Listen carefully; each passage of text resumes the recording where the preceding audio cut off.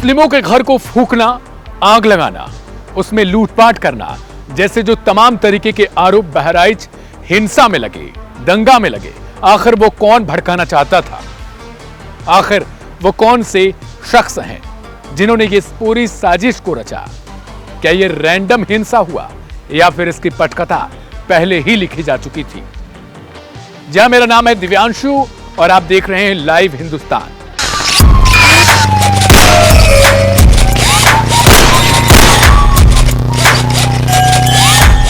Crime कथा में इस वक्त बहराइच दंगे से सीरीज जो जुड़ी हुई है उसका हर रोज हम एक नया अध्याय लेकर आ रहे हैं।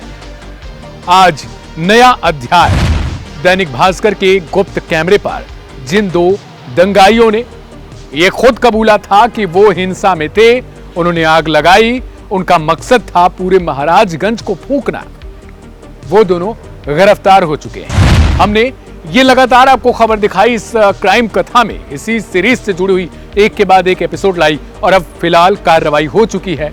उन्हें कल ही गिरफ्तार कर लिया गया था। इन दोनों से गिरफ्तारी के बाद सवाल पूछे गए और इन्होंने कबूल किया कि हां, ये हिंसा में शामिल थे। दैनिक भास्कर के कैमरे पर इन्होंने खुद ही कबूल किया था, गुप्त कैमरे पर, कि इन्हें दंगा भड़काना था। इनका मकसद था लोगों को जलाना, लोगों के घर को जलाना, पूरे महाराजगंज को फूंकना। यहां तक कि इन्होंने चौंकाने वाला खुलासा यह किया था कि 2 घंटे के लिए पुलिस ने हमें छूट दे रखी। अब आज एक और सच सामने आएगा। दरअसल जो हरदी थाने के थानाध्यक्ष थे, उन्होंने एसपी वृंदा शुक्ला को एक लेटर लिखा था। वो लेटर हम अपनी स्क्रीन पर आपको दिखा रहे हैं। उस लेटर में साफ तौर पर उन्होंने अनुरोध किया था कि श्रीमान पुलिस अधीक्षक जी, हमें दशहरा पर्व के दिन जो हर्षोल्लास के साथ हर साल की भांति इस साल भी मनाया जाएगा, उसके लिए अतिरिक्त पुलिस बल की जरूरत है। हमारी अनुरोध है कि आप उसको पूरा करें। लेकिन इसके बाद भी पर्याप्त पुलिस बल की तैनाती वहां पर क्यों नहीं की जाती है? क्या जो आरोप इन 2 नशेड़ियों ने, इन 2 हिंसा करने वाले युवकों ने लगाया है, वो सच है कि 2 घंटे की छूट की पहले से ही व्यवस्था की गई थी? क्या बहराइच पुलिस इस बात को मानती है? क्योंकि जो लेटर था, अगर ये लेटर मिला था तो इसके बाद भी अतिरिक्त पुलिस बल की व्यवस्था क्यों नहीं की गई? क्या यह सुनियोजित था? ये सारे सवाल विपक्षी पार्टियां पूछ रही हैं और इस लेटर के बाद तो अहम सवाल खड़ा होता है एसपी वृंदा शुक्ला पर भी, क्योंकि विपक्ष लगातार इस बात के आरोप लगा रहा है कि यह सुनियोजित तरीके से रचा हुआ एक दंगा, एक हिंसा है। राम गोपाल मिश्रा को मारना हो, उसकी हत्या हो, या फिर छत पर चढ़ाकर भीड़ द्वारा लगातार उसे उत्साहित करना हो कि वो और कुछ करे, ये दोनों गलत है। ये दोनों जघन्य अपराध था। किसी की हत्या करके उसे डिफेंड करना कि मैंने सेल्फ डिफेंस में गोली चलाई थी, ये भी उतना ही गलत है जितना नीचे सड़क से उपद्रव करके किसी को किसी छत पे चढ़ाना और वहां से उसे कहना कि किसी का झंडा उतारो, हमारा लहराओ, यह भी गलत था। लेकिन सवाल इस बात का है कि जो भीड़ राम गोपाल मिश्रा को उस दिन उकसा रही थी 14 अक्टूबर को, वो भीड़ कहां गई? अब तक कुल 1300 लोगों पर तकरीबन एफआईआर की गई है।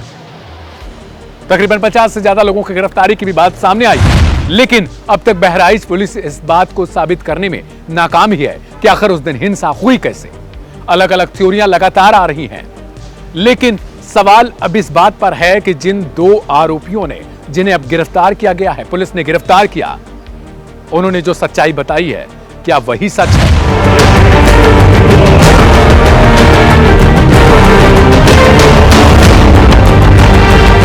अब तक जो रिपोर्ट सामने आई है, दैनिक भास्कर ने अपनी खबर में इस रिपोर्ट को लिखा है कि वहां पर जो बाइक की एजेंसी थी हीरो की, उसके अलावा बगल में लखनऊ सेवा अस्पताल था, उन दोनों को जानबूझकर जलाया गया क्योंकि उन दोनों का मालिक मुसलमान था। कई बार यह खबर आई कि जो बाइक की एजेंसी थी वो मुस्लिम युवक के नाम पर नहीं थी। बिल्कुल ये सच है, लेकिन उस बाइक की एजेंसी में जो पैसा लगा था वो किसी मुस्लिम का लगा था। ये बात जानने के बाद इस तरीके का कदम उठाया गया। 30 से ज्यादा घरों में आरोप लगा कि अब तक उनको जलाया जा चुका था। उनमें जो वाहन खड़े थे उनको फूंक दिया गया। अगल बगल जितनी गाड़ियां मिली उन सबको आग लगाया गया और ढूंढ ढूंढ के आग लगाया जा रहा था कि आखिर कौन किस समुदाय का है। तो क्या पूरी साजिश पहले से रची गई? लोगों के लगातार सोशल मीडिया पर कमेंट्स आ रहे हैं, लोग लगातार इस बात के सवाल उठा रहे हैं। कभी एक पक्ष कहता है कि तुम सिर्फ दूसरे पक्ष की बात करते हो, तो दूसरा पक्ष लगाता है कि तुम केवल इस पक्ष की बात करते हो। लेकिन पक्ष विपक्ष का कोई रोल ही नहीं है। यहां पर रोल है तो केवल इंसानियत का। बीजेपी के विधायक ने खुद के 7 से 8 नेताओं पर एफआईआर दर्ज कराई, लेकिन अगले ही दिन अपने बयान से वो यूटर्न मारते हैं और कहते हैं कि मुझे मालूम ही नहीं था कि जिस पर मैंने एफआईआर दर्ज कराई वो बीजेपी का नेता है।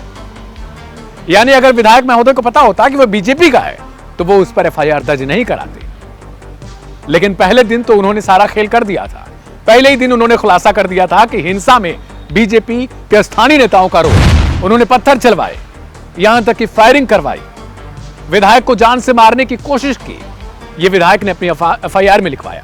लेकिन बाद में जैसे ही विपक्षी पार्टी इस बात का फायदा उठाने की कोशिश करती है, विधायक अगले दिन अपने बयान से पलटी मार देते हैं और कहते हैं कि हमें तो यह पता नहीं था कि हमारा बीजेपी का कार्यकर्ता है ये या नेता है।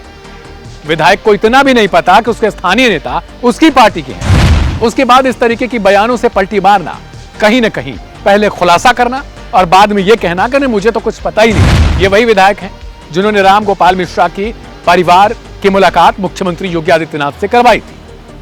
उसके बाद विधायक को लेकर वाहवाही जरूर हो रही थी, लेकिन अगले दिन जैसे ही वो खुलासा करने की बात करते हैं और उसके बाद वो अपने बयान से पलटी मारते हैं, उसमें बहुत सारे सवाल खड़े हो जाते हैं। फिलहाल एक और चीज अहम हो जाती है जब इसी भास्कर की इन्वेस्टिगेटिव रिपोर्टिंग में एक चीज निकलकर सामने आती है। हरदी थाने पर ही तैनात एक पुलिस अफसर जो अपनी नाम ना बताने की शर्त पर इस बात का खुलासा करता है कि वहां पर आखिर क्या कुछ हुआ था। विधायक से पूछे बिना आसपास के 4 थानों में 151 यानी मामूली केस तक के केसेस में एफआईआर दर्ज नहीं होती है।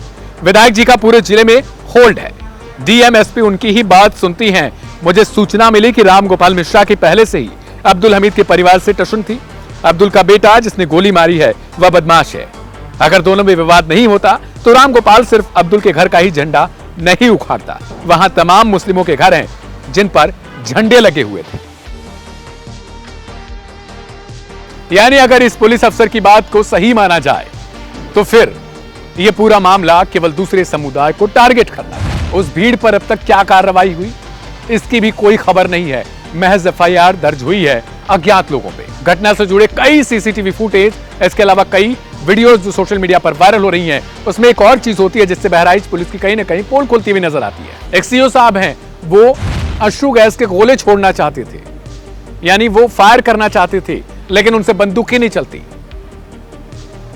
या बंदूक चलती भी है तो शायद वो सामग्री जो यूज की जाती है वो खराब थी और वो अपने सिपाहियों पर भड़कते हैं। दूसरी तरफ बहराइच पुलिस ने क्या अपनी नाकामी छुपाने की कोशिश की है?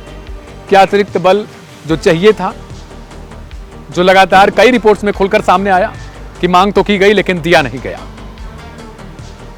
क्या यह सच्चाई है कि पुलिस जैसे हर बार की तरह करती थी लेकिन इस बार जानबूझकर चूक की गई? इन 2 आरोपियों ने जिनकी गिरफ्तारी हुई है, इनके बाद अब खुलासा होने की उम्मीद है। मैं हर बार आपसे कोशिश करता हूं कि आप लोग किसी भीड़ का हिस्सा न बनिए। आपके लिए सरकार है। वास्तव में आप नहीं खतरे में हैं, लोगों की राजनीति खतरे में है, चाहे वो पक्ष हो चाहे विपक्ष हो। आप केवल उनकी राजनीति का एक हिस्सा बनते हैं, चींटी मात्र हैं। वो आपका प्रयोग करते हैं, उपयोग करते हैं, चुनाव खेलते हैं, चुनाव जीतते हैं, हारते हैं, और अंत में आपको क्या मिलता है? कुछ भी नहीं। अगर आप कहीं फंसेंगे तो इनमें से कोई नहीं आएगा आपको बचाने के लिए। फिलहाल क्राइम कथा का अगला एपिसोड हम कल लेकर आएंगे। ऐसे में हमारी विशेष अनुरोध एक बार फिर से रहेगी कि वीडियो को लाइक और शेयर जरूर करिएगा। मेरा नाम था दिव्यांशु। नमस्कार।